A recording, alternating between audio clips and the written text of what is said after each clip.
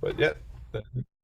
Hello, everyone. Today, my guest is private and family therapy. He also used to be a school administrator. I'm so excited to talk with him about the school system and how people interact and family stuff. Thank you so much for being here. Thank you very much for having me. It's a pleasure. So first, I want to ask you, do you have some cases where you just get enough and you are like, okay, I give up. You guys cannot be together. Go. Leave me alone. um, no, I have very difficult cases sometimes, but I believe part of my role is there is always hope. And if each person is willing to do the work, then there is always progress that can be made. The only time where it is done is when people can only move so far because of whatever is blocking them, or they choose that this is as much work as they want to do. Wow. So you believe that there is nothing such that because some people they are like, oh, we break up because we are just not fit for each other. You believe that if both people want it, there is always a capability and there is always a chance. Yes, there is always a chance as long as both people are willing to do the work. There are certain fundamental things that are make or break it things in relationships that if somebody, let's say, wants to have kids and the other person absolutely does not want to have kids, they can still have a relationship, but they have to make concessions and compromise. And if they are capable enough, either themselves independently or walk through with a therapist, can discuss those hard issues, then they can decide what they want to do and what makes it worth it enough. But if they're willing to do the work, then they can make anything work. That's really good point. And too many people bullshit each other, or there's like there is always a way if both want to do it. I like that. You also said that some people have something blocking them from the past. Is it like I don't know? Is cheating comes? Do you try, for example, sometimes cheating happen, or is that a deal breaker because it just come to Uh, mind? oh, like cheating or going outside of the relationship and all No, too. no. Yeah, what I mean, if for example, the husband cheated on his wife, do you think you can still help them, or that's like a deal breaker? Well, I can still help them. It depends on whether it's a deal breaker for either one of them, because that might be a fundamental make or break it thing. But because it destroys the trust, if Mm-hmm. they had some, so they need to be willing to be able to do the work to rebuild trust from scratch, or if they have their own issues from, like you were saying, from the past about trust, then it might be more difficult for them to be able to be open to trust, so they may only go so far and not really be able to give it the chance it needs to make the relationship work if they can't fundamentally find or know what trust is. Mm. Yeah, I don't know. Do you think it's worth it for the women to try to build that trust with someone who just cheated? Like, unless I don't know. What do you think? Well, I think it depends on their values, because there are people who uh, have the value of a committed monogamous relationship. There are people who are polyamorous, who are open to loving all people. There are people who have open relationships. It depends on what the value is, because sometimes the value of honesty trumps the value of commitment. So if people are honest enough and are able to say, yeah, I'm not going to be with just you because I'm going to be with these other people too, then sometimes that's enough for people. It makes it more difficult because there's a need for more communication, there's a need for more honesty, but it's possible as long as the people are willing to work for it. But it is a lot easier if there isn't a betrayal, if both people are committed and they really want to make it work. It makes it a lot easier, and it's a lot more work. It's a lot easier. It makes my job a lot easier too than Mm. wading through all that. That's nice. Yeah, and I also think like you should also consider why did he do it? also sometimes like that make it more easier for the other person to understand and how did he mean it, whatever. It's just dark topic to talk about. I also Yeah. we open it up, so now there is this questions raised up in my mind. um, I see some couples, they don't mind there has been having like sex with other women, or they don't mind inviting people to have sex with them. In my opinion, sex has some emotional in it, and also like we don't have control over our how we will feel or how we will think. I think we only have control over our actions. So I always say, if you want to do it, do it. But for me, I don't think that's right. And also, our human mind always wants to try new things, so if you always do what you feel or what yourself is telling you, that's dark way to go. What do you think? I agree that it will potentially get you in trouble. It's whether or not you want the trouble or not, because we do have our impulses and our feelings and our behaviors. I agree with what you said about that. Is we don't necessarily have control over our feelings, but we we should work towards having control over our behaviors. So that's the part about being able to trust ourselves and know what we're capable of being able to do and where we can stop ourselves or not, and then being able to trust other people, because you can learn that, but if you're not aware enough of yourself, then you don't know. You just kind of run through and self-destruct and destroy other relationships and other people in the midst. Yeah, it's funny. Like I really don't believe in God or religions, which is even religions, and say don't do it. And I don't think we need religion to be good. There is some wisdom, but we can be good without it. I also want to ask you, because for me, what really helped me so much is discipline. I work out. I try to be busy with comedy. Comedy is beautiful. Like comedy is an escape for me. And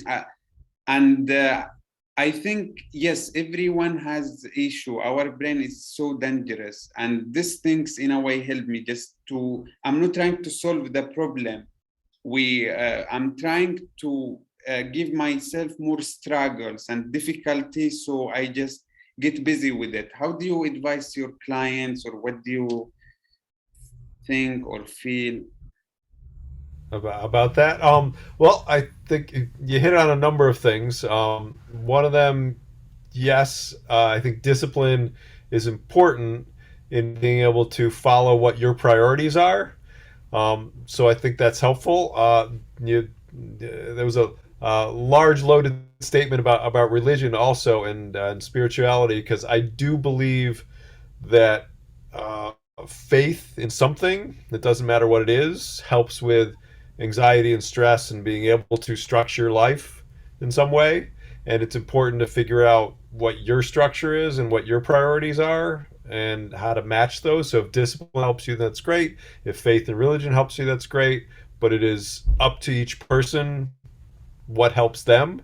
And part of my job is to help figure out what helps them individually and who they are, and then how they're going to function in the world. Because I do. I can only do so much in my office, which is why I do online YouTube channel. I'm building relationship ready thing to be able to build it more systemically, and it's why I worked part time doing private practice for the last 25 years. But I worked in the community and nonprofits and schools to be able to have a larger impact, to be able to help people kind of structure their discipline and structure their values and what fits together to make the world a better place, but not save the world, because I can't save the world. Each person needs to save themselves.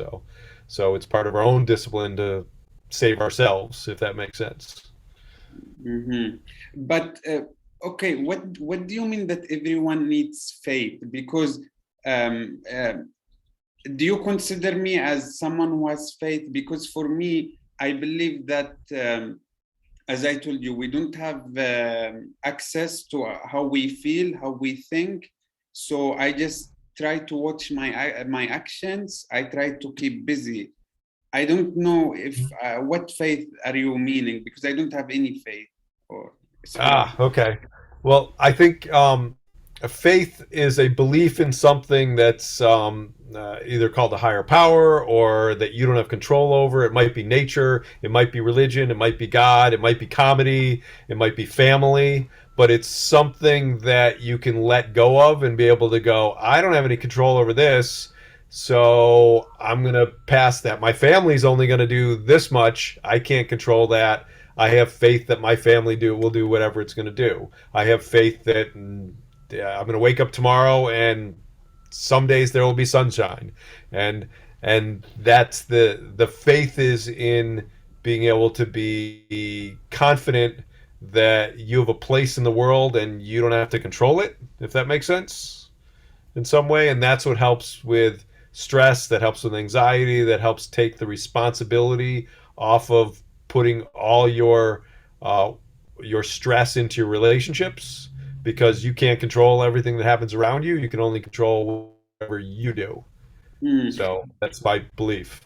But do you feel like everyone has different chemicals in his head, and some people are harder with the chemicals that they have in their head, and it's even harder for them? Yes, yes. Everybody. I think that's the biological part of it. Is everybody has certain setups for constructive or destructive kind of impulses, and where we go, and certain amount of the happy juices in our brain are serotonin, norepinephrine, and dopamine. And comedy gives you a lot of those things, but working out gives you a lot of those things. Connecting with other people and family gives you a lot of those things. So the discipline is being able to boost those chemicals enough to function and be satisfied enough with life. But some people do not have enough and have to do more of it, or have to have medications to do it, or supplements to do it, or meditative practices to do it, or whatever they need to be able to balance their chemicals, because that's what we're doing. We're all made of chemicals. Hmm. That's beautiful. Like talking about myself, I don't know where these feelings come from. But for example, if I make my girl happy, because like we are building the relationship based on like trust, loyalty. We also had some hard days where we really, everyone gives something to the other, where it meant a lot in hard days. We changed each other. Um, and when I'm nice to her, when I do something good, I have that good feeling, like I'm happy. Like, Mhm. and if I'm starting to bullshit the relationship, I have the darkness inside my heart, and I know this is wrong. So is everybody like this? Why am I feeling like this? It's just Mhm. Yeah, I think that's a great question, and my theory, because we can't know, but is that yes, everyone is like that, and when you are feeling that darkness in your heart, the way that you describe it, it's you're out of integrity with who you are, because you're actually trying to please and trying to be helpful and trying to be kind, if that's genuinely who you are. And if you're doing things that aren't doing that, then you're feeling out of yourself, out of sorts, out of integrity. And the work is to get back into integrity and be able to go, oh, this is who I am, and this is who I want to be to my partner, this is who I want to be to my family, this is who I want to be to myself. And then it feels better, and you feel connected and happy, and the dopamine goes off, and you're like, oh, this is what I was supposed to do. And that's a lot of the work, is being able to figure out ourselves enough to be able to go, oh, that's what I'm doing that's screwing up myself, because we have more control over ourselves than we believe. yeah, Does that's that make sense? beautiful. I also like sometimes when I'm alone, when I feel that I'm really myself. I don't know how to put the word, but sometimes I know that this is me. This is the good person who I wanna be. And during the day, maybe I didn't do something wrong, but I almost maybe looked to a girl or this, and I would be like, why did I do that? And I'm so afraid from this person to judge me if I do something wrong, because I always know that during the day I may fuck up, I may have the devils inside my mind, but I know that for the long term, the angel will judge me and my life will be miserable. So whenever I do the right decision and I follow the good feeling, I feel always the reward, and I feel more happy. Hmm. And less judged because you are doing along what is important to you and what fits with who you are. And that judgment is, I think, there's I genuinely believe that most people, um, almost all people, are generally moving towards good. Um, it's a fundamental belief about humans that I think. So if you're doing something that isn't good, there's probably a reason why you're doing it, or it doesn't fit with where you are.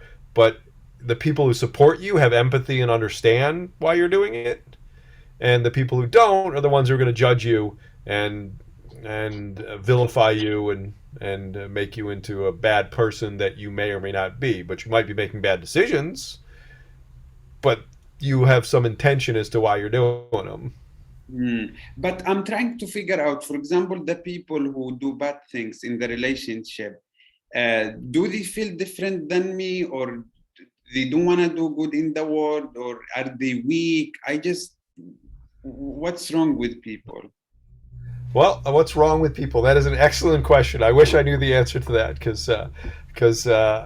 but I think part of it is the self awareness. Is if you're not aware of stuff, then you do things more impulsively or self destructively, and that's why we have friends and family and people who know us better than ourselves to be able to hold us accountable, to be able to say, hey, you messed up there, you screwed up, why are you doing that thing? And you're like, oh, I didn't know I was doing that thing, or if I did, then there's a reason why I was doing it, and maybe there's a good reason for it, or maybe it's an emotion that's driven in there, like fear or anger or something else, that you got to figure out why you have that and figure out how to do that in a more constructive way, because you always have the choices of constructive or destructive. But if you're not aware of it, then you just go with one way or the other. And usually, and I think that wrong with people is, without awareness, we follow the destructive path because we're just barreling through.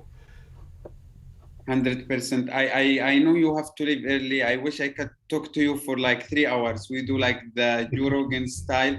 I want to move to other part, but I also want to say that I'm 100% sure that the people who do bad to the relationship are not happy in the long term, and I just feel that it's just some devil, some short-term thoughts, and you should just come over it in order to have, because I feel like you should treat people like you have another life and you are them, in order to be happy.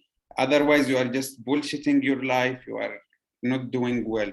I'm sorry. As I told you, we could talk about this for 3 hours, but I want to ask you something before you leave. I want to move to the other point. We still got some time, so we're good. We got Yeah, a we little can while. come back because I want to ask you this. Um, what about psychedelics or MDMA? Do you sometimes advise it for the relationship? Um, Excellent question. And coincidentally, I'm going to, as long as things don't get shut down, I'm going in a couple months to one of the foremost experts on MDNA of what the current state of affairs is. So I'm not as knowledgeable as I would like to, but originally it was the feeling that brought people closer and feeling good, and would enhance relationships because you just feel so warm and good and connected the same way you do when you're in love. So there was starting to be some research initially back in the 60s and probably before that about MDMA and love as the love drug, and that's what's supposed to bring people together. And then they figured out that after it wore off, it was the chemicals more than the relationship. But you experienced the thing together, and there's a thing called state dependent learning, that lots of people have heard about, which is if you're in a particular state, which if you're on MDMA and you're with the people you're around, you're gonna love those people because you're feeling love. If you're high on weed and you're around those people that you share the weed with, you're gonna love those people. Those are your friends.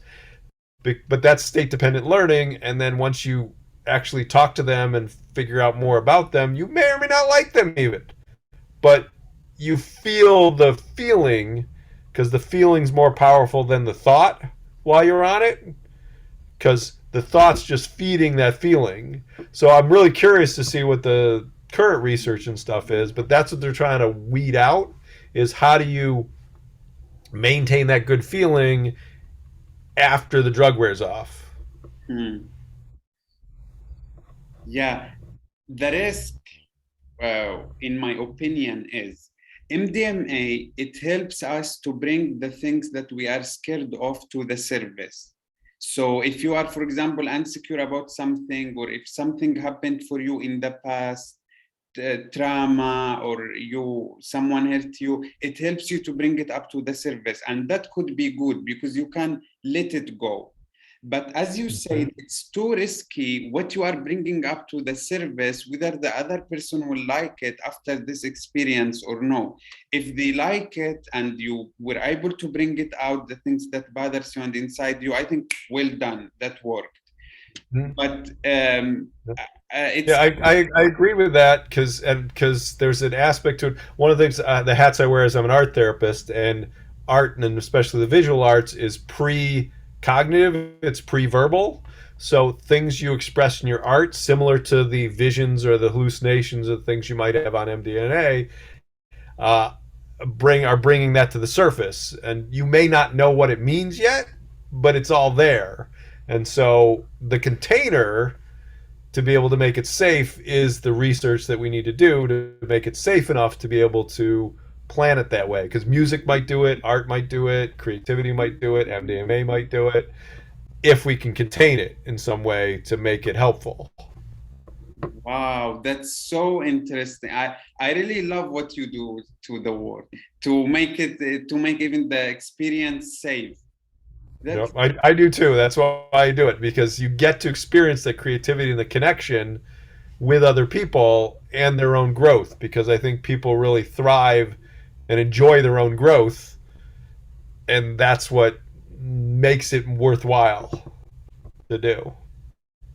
wow, that's really beautiful. But can you tell me more how you are trying to make it more safe? Is there like some ways that you find or Yep. Well, that's the all your initial basic training in therapy and social work and art therapy and drug and alcohol is creating containers, whether it's verbally or it's visually, and confidentiality is an aspect. Com- Commitment to the process, like I will be there for you and I am there to support you. You can have that in friendships when you have it in a professional relationship. That's why your healthcare professionals have an oath, because that's a commitment. And when you have that commitment, that creates a more of a container. When you have when you're not disturbed and you know you have the space. So when you say, like, I'd love to sit and talk for 3 hours, like on this, if we know that we have that space and that time, that's why, like, I define at the beginning, this is how long I'm available, because we know in that time, that's when we can explore and go anywhere during that time. But if somebody's going to be interrupting it, or like my kids are going to come in, or I'm going to get a phone call, or I'm going to take that, that takes away from the container. So we create and keep building in that a safer and safer space and a safer connection, enough to get to deeper layers of, like, problem solving or emotions or past trauma or whatever you need to get to in that. I'm so excited because I do have some faith in these spiritual things.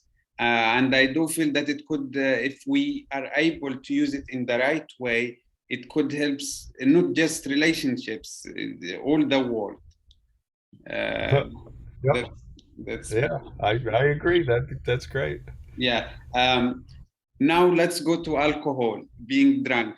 I feel that when people are drunk, they see each other even more attractive.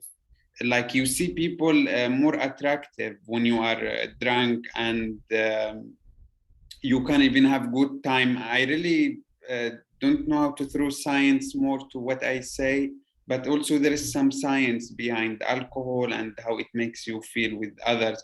Do you say your clients, listen, go get drunk and have sex? I do not say go get drunk. There is some more encouragement for like CBD and start to marijuana of that because your mind is still there, but it's altered. But alcohol releases the inhibitions, so the people who are attractive before you start drinking, if they are still attractive once you sober up, then great. But if they're not going to be attractive while you're drunk, but you think they're attractive, that's when you're going to get yourself into trouble, and that's why people have regrets, and they're like, "Why did I do that? I'll never drink again." And that's Wow. because all your inhibitions are released, and you're doing things that, when you talk about discipline, that you wouldn't do if you're disciplined. And you might hook up with somebody that you're like, why was I with them? Or you might drink more and jump off a roof that you'd be like, it's stupid to jump off a roof, but your inhibitions are gone, so you That's don't know funny. what you're gonna do the farther you're gonna drink. Yeah. Yep. Yeah, that could be a premise for someone who likes to be drunk, and then yeah. Yep. I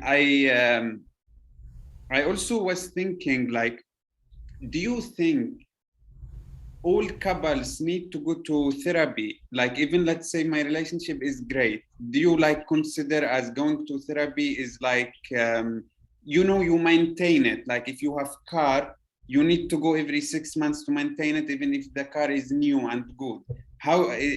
What do you think? That's a good reference of the car, because you do need to maintain it. You don't necessarily need a therapist to maintain it if you learn the tools. So if you like know how to change your oil in the car, then that might be similar in therapy to how to be able to ask somebody for help in your relationship. So if you know how to do that, then you can do it yourself and you can be your own mechanic until you get to the either don't have the tools, don't know, like I don't know how to fix an engine in a car, so I would go to a mechanic to fix the engine. But that's the professional to tell you and create the environment to help you do that. So I wouldn't necessarily say if things are going good, then that's great. You don't necessarily need a therapist. But if you see some things on the horizon that you know are going to be problems, that's when it's good to get at least a friend initially who's unbiased, if that's possible, because all your friends are biased in some way. Um, and that's what the benefit of the therapist is you have somebody who's hopefully not biased at all, who can say, yeah, communication, that's a thing you need to work on a little bit more, or anger management, that's a thing you need to work on a little bit more, or being able to confront people in a non-passive aggressive way, that's the thing you need to work on more. But if you're doing great, then keep doing great, Got and you it. don't need a therapist. um I also want to look. I Some therapists are bad, and that's why, like, sometimes when there is bad therapists, they destroy it for everyone. Always when bad. I know one some girl, she was smoking weed, and they cut her at the university, and she had to speak with the therapist, and he's like, why do you hate yourself? Everyone who smokes weed, they hate them. So some people even scared to go to therapy because they think maybe they have some cycle problems, or maybe they are not like, just they are paranoid when they hear like, oh, I have to go to therapy, it means I'm like crazy. How would you make Yep. these people feel secure to go? Because it's just insecurity. What would you tell them? Yes, I agree that happens way too often, and that is one of the biases because there's a difference between support and mental health. There's hopefully less of a stigma than there used to be, but there's still a stigma that mental health means you're crazy. But I actually believe, and this is going to sound weird coming from a therapist, but everybody's crazy. Just it depends on whether you know you're crazy or not and what you're crazy about, because that's what makes you not crazy. So if you can Mhm. find uh, a therapist that can listen to you, the you actually have all your own solutions. The therapist's job is to be able to feed back to you what you need to know to be able to do it. I think therapists are bad when they start off telling you what to do and giving you advice. They're good if they listen to you and feedback. Well, it sounds like you don't like doing the way your life is right now and you want to do this instead. And you're like, yeah, I do want to do that instead. Well, how do you get there and be able to do that? And that's better therapy. So you need to shop around to find better therapists. One of the reasons why I'm doing YouTube channel and why I like having conversations like this is I think there's less and less training on being good therapists. So therapists now come out now validating. So if you say, my partner is awful and I hate them because they're always mean to me, they go, yeah, they're mean to you and you should do something about that mean person, and start telling you what to do instead of exploring and going, oh, how are they mean? What's wrong? What's going on? What's your part in this? And that's much better therapy than just telling people what to do or saying to people like, weed is bad and you shouldn't do that. And because so figure out what works for you, because I think weed is the number one problem with weed that I believe is it stunts your emotional growth. But if you're only developed emotionally to a certain point, then weed's not going to make you worse. It's going to allow you to feel stronger about what you're feeling, which you could do if you did the work without the weed. But it's easier to get there with the weed. It's just less hard to maintain it and do it in your daily life without the weed. So therapy needs to be progressively, but not just advice and telling people what to do, because people don't listen to things that you tell them what to do if they don't want to do them anyway. Yeah.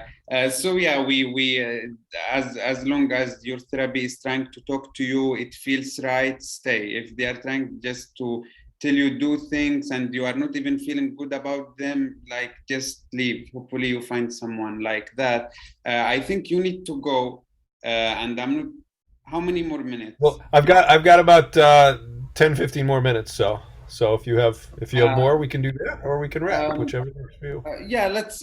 I'm like, as I told you, I could talk with you for 3 hours and more. I wish to have you again in the future.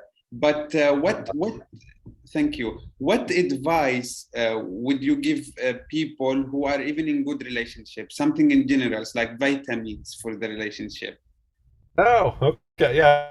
That one's for the relationship. The vitamins for the relationship are if you together in your relationships figure out what is working and what you're doing well and can be open enough in your communication. Like if you had a really great day or a really great week, pausing and spending the time together enough to be able to talk about why was that so good and what did we do that was so good. Communicating well enough about that is the thing that plants the seeds and then helps the seeds grow of what's good already. And the more you can do that's good already, the better your relationships are going to be.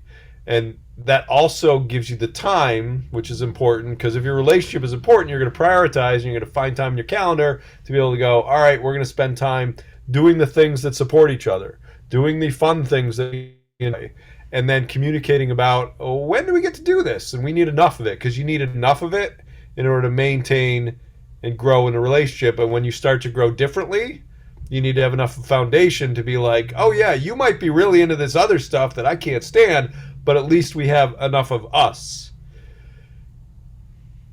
So Yeah, I'm glad you mentioned this point because I grew up in Yemen and my dad is the elder of the mosque, was like the priest. So I grew up to be his place. That was like how, and you know, the programming is very fucked up. I'm sorry to say this word. And my girl, she was born in Hungary, but she spent her last like 10 to 15 years in Toronto. And okay. the biggest challenge we faced is the lockdown. So we were forced to stay at home most of the time. And as you say, the background, the programming is too different too different, and that was really hard. Yeah, I bet. And that's where, if you communicate enough about it to have the foundations of like what your relationship is based on, and that you have like either shared values or you trust or you've had experiences enough to be like, oh, when we used to do this thing, that's the thing like we really like doing, we should do more of that. You can maintain it, but you can't maintain it unless you continue growing, because stagnant relationships die off. If you keep feeding them, they continue growing. So no matter how far apart you are, it sounds like you figured out some ways to connect, even though you were different, even though you had different backgrounds, and that's the work. And that's the work. So it Is sounds that like you did love? the work. Thank you. Is that love? Is that like where did the power come from? I'm spiritual Uh, now. I like that. Well, I think love is a couple different things. Initial love is the infatuation and the falling for each other, of like, you are everything I dreamed.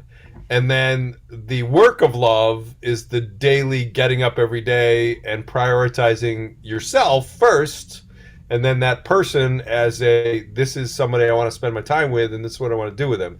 And the work of that is the rest of love, because then there's a lot of work to that. That's beautiful. But like it's a little bit weird. Why sometimes like you people like you would have sex with different people, you would spend time with different people, but then one person will come and it would be like an accident, like, oh, I never had that. It never felt like this. I never enjoyed to go. Like, what? How did this connection come, or what's this accidents come from? Well, I guess I don't think it's an accident, because I think dating, sex, relationships are all about figuring out what we like and what we enjoy and what we want. So each of the people you have sex with, if you take a piece of the emotional connection of, oh, I really like when they validate me on this, or that they compliment me in this way, or they appreciate me in this way. That's the emotional part. And then the sexual part is like, oh, I really like when they touch me this way, or they play this way, or have these inhibitions that aren't there. And then you keep matching those things, both in your emotional relationship and in your physical relationship. And then you happen to find somebody who has more of them than other people, then those are the ones you're like, that's worth putting the work into.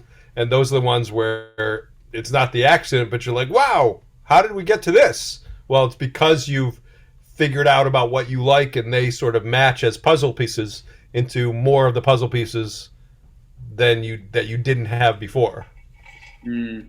I think you would agree with me with this, that man always wanna have like majority of man is the one who cheat, and man always want to have sex with everyone, everything that moves. Well, I think men men primarily are more visual and initially more predator, like hunters, like capture, and like, this is what I want. And women are more traditionally, uh, and part of it's biological, part of it's what we train, are more emotional, so looking for the connection emotionally. So I think it's shifting. I think women may cheat more emotionally, and men might cheat more physically, because men are getting their emotional needs met through physical and through sex, and being like, I feel good and powerful, and I have conquered and hunted and conquered the world. And women feel more powerful with, oh, I have connected more, and I have emotionally conquered this relationship, and feel a deeper connection to somebody than I did before. So I think both cheat, but initially, and some are more like the other ones, but men have a reputation more of cheating more often. But I think it's because men are trained more likely to be able to not express more emotions through sex, and women have to have the emotions more to have the sex. Yeah, That and makes sense. I also think, like they say, the best explanation is science and human nature. So if you read more about the DNA and how men are made and how women are made, that would explain more. Last question, if that's okay. Yeah, that's great. Um, when partners, because the sex die in the relationship, or maybe other partners start having crazy fantasies. I want to or watch porn, and then how can we meet? How can we keep it? How do we keep the sex alive? Yeah. Um, yes. Well, I think it's physically it's communicating about what you like and don't like, and being able to feel comfortable enough to try things that you might not have liked before, but maybe with this person you'd want Yes. to. But it's also feeling emotionally at deeper levels to be able to go, okay, well, this is the same, I don't know, standard missionary or standard doggy style or standard oral sex that we've had before, but maybe you feel a deeper connection because you've made it through some emotional struggle with your family, or supported each other through a loss, or had a child and come back to sex again in a different way because you've emotionally been through another experience, so it feels that much more exciting. But being able to communicate about all those things is the part that makes it the fire keep going. Wow, that's fascinating. That if you try to, like, you had sex in a deeper meaning, in a more loving way, it could. Wow, that's the benefit of some long-term relationships. Like their doggy style is built on much deeper feeling than other doggy styles, and Yes. Yeah. Yeah. I'm not sure, but I think men sometimes have more fantasies, and they watch porn. Uh, should the man slow down, or the woman should also try them with, if like, because should the women for love try to open up and try them, as long as she's not getting hurt? I think if the woman is getting hurt, that's abuse. I'm not talking about that. But is the woman's job to try to open as much as she can, as long as she might enjoy it? Give it the chance. Well, it is both to open up in all the ways as much as they can with the partners that they trust and want to be with. So, if it's a sexual thing, then whichever partner, whether it's the man or woman, if the man's looking for, hey, there's this porn thing that I want to try, then it should be whatever the equivalent of the woman is for the man. Of, oh, there's this I don't know, there's this, maybe there's this porn thing that the woman wants to try, or maybe there's this I really want you to have dinner with this couple that you can't stand, and that would show me you cared that much about me, and that would be just as exciting sexually as your porn thing is for me. And being open to uh, compromising in the relationship, but not getting hurt or compromising your value. So if your value is, no, I think porn is wrong, then you don't ask to be pushed beyond porn, but you ask what their fantasies are. And what would your fantasy be? Because maybe it's not porn, maybe it's travel or whatever the fantasy is, and you try to meet each other's needs for your fantasies, which porn is a fantasy, certain sexual acts are fantasies. And if you're both open to being able to explore it, because you can always explore it verbally and then decide whether you really want to do it or not. Yeah. That's cool. It's even more convincing for, like that. Look, we try it. It just doesn't work, and the other part should understand. It's not abusing. To be honest, it was just amazing. I wish I could talk to you more. I also, I'm so glad that there is people like you who are participating for the world and doing something positive out there. I'm sorry, also I forgot at the beginning to mention that you are also a comedian. So uh, So sometimes I'm funny, yes.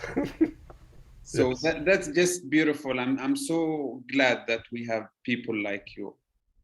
Well, I'm glad we have people like you who are doing this also and putting it out to the world. And going with your passions of comedy and podcasting and trying to bring people together throughout the world too, because you're in a very different physical place than we are, and you're exploring things that we all need to explore. So I appreciate that very much too. So thank you for having me. Well, we will wrap this up, and thank you so much, and Happy New Year. I wish you a happy and healthy life, and for everyone who's listening, all the best. Thank you so much. Thank you. Take Bye care. bye. Bye.